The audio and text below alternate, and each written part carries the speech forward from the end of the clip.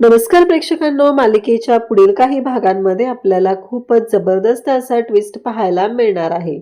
Finally सुष्मिताला ज्या व्यक्तीने फसवलेला आहे, म्हणजे तो डायरेक्टर आहे, कास्टिंग डायरेक्टर म्हणून सुशकडून त्याने 10 लाख रुपये उकळलेले आहेत, ती व्यक्ती आता स्वानंदी त्याचबरोबर मंदा आणि सुष्मिताच्या समोर येणार आहे.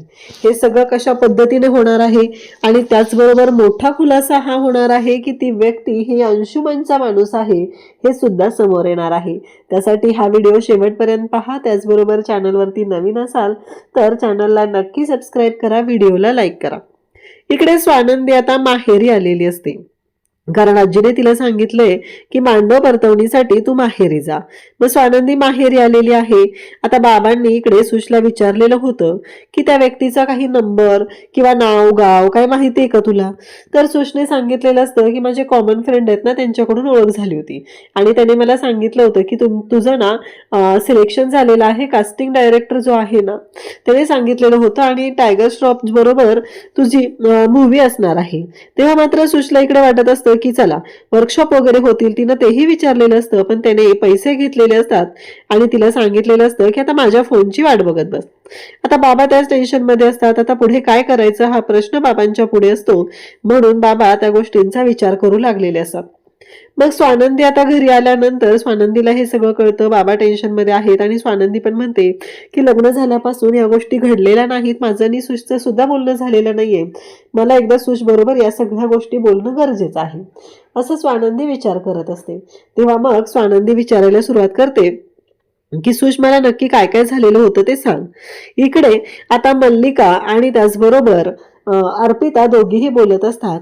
अर्पिताला खूप राग आलेला असतो, तिची खूप चिडचिड होत असते. तिचं असं म्हणणं असतं की ह्या स्वानंदीचं सगळंच कसं काय चालतंय, या घरामध्ये तिलाच फक्त महत्व आहे का आणि आपलं कोणी ऐकणार आहे का नाही. पिंट्या दादाला एवढ्या वेळा मी सांगितलं पण तरीही त्याने माझं ऐकलेलं नाही आणि त्या स्वानंदीचं काहीच वाकडं होत नाहीये. आता पण बघितलं ना, तिच्या बहिणीने 22,000ची खरेदी केली म्हणून मी एवढा बोबाटा केला, पण त्याचा काहीच उपयोग झाला नाही, कारण स्वानंदीने ऑलरेडी आधीच इकडे सांगितलेलं होतं की ते 22,000 ही मी देईल आणि स्वानंदीला जॉब पण लागलेला आहे, त्यामुळे स्वानंदी इकडे खुश असते. आणि त्याचबरोबर इकडे अर्पिताची मात्र वाट लागली. स्वानंदीने स्पष्टपणे सांगितलंय की मला माझ्या स्वतःच्या हिमतीवर जॉब मिळवायचा होता, त्यामुळं तिनं अजिबात इकडे समरची तिथे हेल्प सुद्धा घेतलेली नसते. आणि मग आता राग आलेली अर्पिता येते, ती डायरेक्टली इकडे समरकडे येते आणि समरचे कान भरायला सुरुवात करते.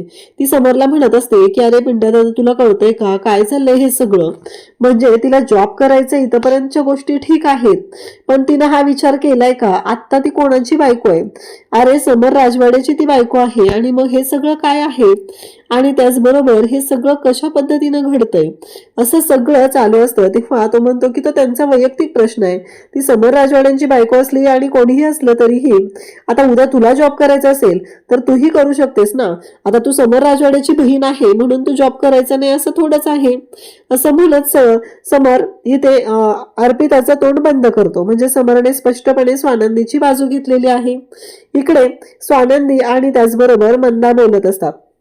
स्वानंदी म्हणत असते की आई, आपण ते पैसे देऊन टाकूया, मी बाबांशी बोललेले आहे. तेव्हा मंदा म्हणत असते की अगं बाबांनी ती एफडी मोडायचं ठरवलेलं आहे.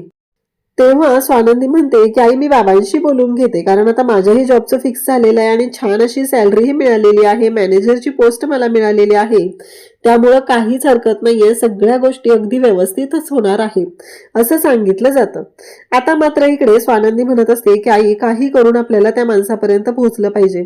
आपल्या सुशला त्याने फसवलेलं आहे, त्यामुळं काहीही झालं तरीही तिच्या मनावरती जे आता दडपण आहे, कारण तिने बाबांना सुद्धा माफी मागितलेली आहे, बाबांशी सुद्धा बोललेली आहे, तिच्या मनात एक भीती निर्माण झालेली आहे, तर आपल्याला तिला या सगळ्यातून बाहेर काढणं गरजेचं आहे.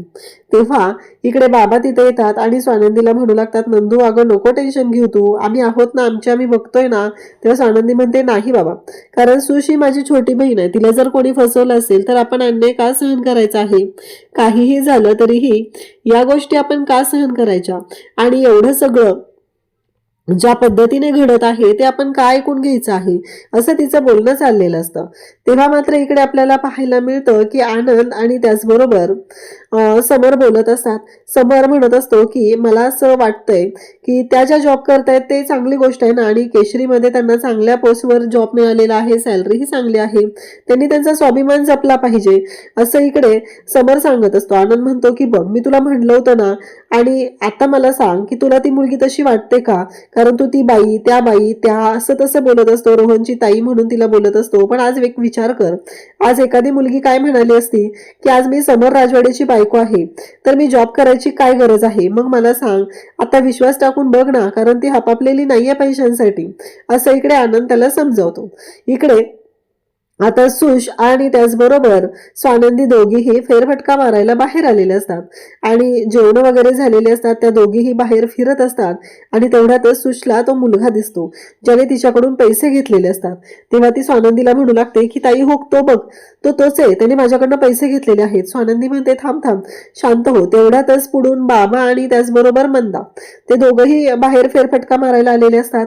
तेव्हा ह्या दोघींचं काय चाललंय हा प्रश्न त्यांना पडलेला असतो आणि पाहते तर काय स्वानंदीला धक्का बसतो, कारण तो जो मुलगा आहे तो अंशुमन सोबत बोलत असतो. आणि मग स्वानंदी म्हणते की नाही, याच्या बाबतीत मला आता पुरावा असलाच पाहिजे, कारण या माणसाचा फोटोही आपल्याकडे नाहीये. म्हणून स्वानंदीने आता त्याचा व्हिडिओ काढायचं ठरवलेलं असतं. मग सुष पण त्या क्षणी मोबाईल घेते आणि व्हिडिओ काढू लागते. तेव्हा बाबांनी तिला विचारलेलं असतं ते तिला आठवतं की त्या व्यक्तीचा जर आपल्याकडे फोटो नाहीये तर आपण काय करणार आहोत, त्या व्यक्तीची माहिती कशी काढणार आहोत. आणि नेमकं आता ही गोष्ट लक्षात येते आणि मग स्वानंदी आणि सुश दोघीही त्यांचा तिथे व्हिडिओ काढू लागतात. आता स्वानंदीने व्हिडिओ बनवलेला असतो, त्या माणसाने फसवलेला आहे, पण तो माणूस अंशुमनला पैसे देत आहे ही गोष्ट स्वानंदीच्या लक्षात आलेली असते. आता मात्र मंदाची तर तळपायाची आग मस्तकात जाते. मंदा मात्र भयानक चिडलेली असते. ती म्हणते की आता माझ्या लक्षात आलेलं आहे की हे सगळं काय झालेलं आहे. स्वानंदीला सुद्धा धक्का बसलेला असतो. स्वानंदी सुद्धा पाहतच असते आणि इकडे सुश सुद्धा रडत असते आणि त्या दोघांचं बोलणं झालेलं असतं आणि ते दोघंही तिथून निघून गेलेले असतात. ज्या माणसाने सुशकडून पैसे घेतलेले असतात त्याने सरळ सरळ ते पैसे अंशुमनला दिलेले दिसत आहे. इकडे आता स्वानंदी समरला फोन करते आणि समरला म्हणत असते की मिस्टर राजवाडे मला तुमच्याशी काहीतरी बोलायचं आहे. समर म्हणतो की काय बोलायचंय तुम्हाला. तेव्हा स्वानंदी सांगत असते की मिस्टर राजवाडे मला खरंच तुमच्याशी बोलायचं आहे. आता मात्र इकडे समर म्हणतो की काय झालंय बोला. तेव्हा स्वानंदी सांगू लागते की अंशुमन जे आहेत ना त्यांच्या बाबतीत मला एक सत्य सांगायचंय, कारण काही दिवसांपूर्वी सुशला एका माणसाने फसवलेलं होतं. तिच्याकडून 10 लाख रुपये घेतले होते. तो कास्टिंग डायरेक्टर आहे म्हणून सांगितलं होतं.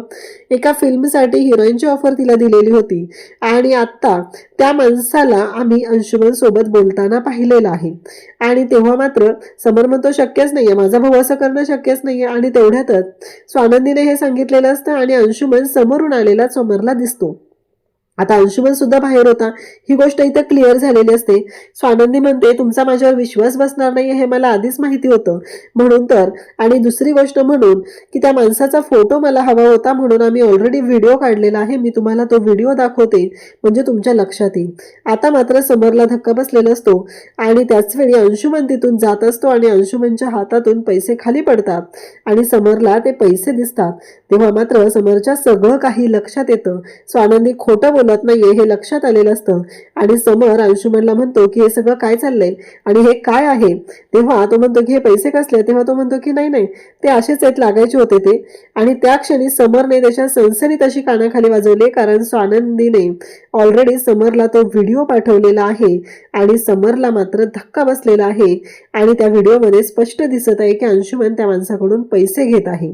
आता मात्र स्वानंदीने इकडे अंशुमनची तर वाट लावलेली आहे. स्वानंदी घरात नसताना तिने अंशुमनची जी वाट लावलेली आहे ते पाहून मल्लिकाच्या सुद्धा पायाखालची जमीन सरकली आहे आणि अंशुमनला समर विचारू लागतो की त्या माणसाशी तुझा काय संबंध आहे, तू त्याच्याकडे पैसे का घेतलेले आहेत. अशाच अपडेटसाठी चॅनलशी कनेक्ट राहा. थँक्यू.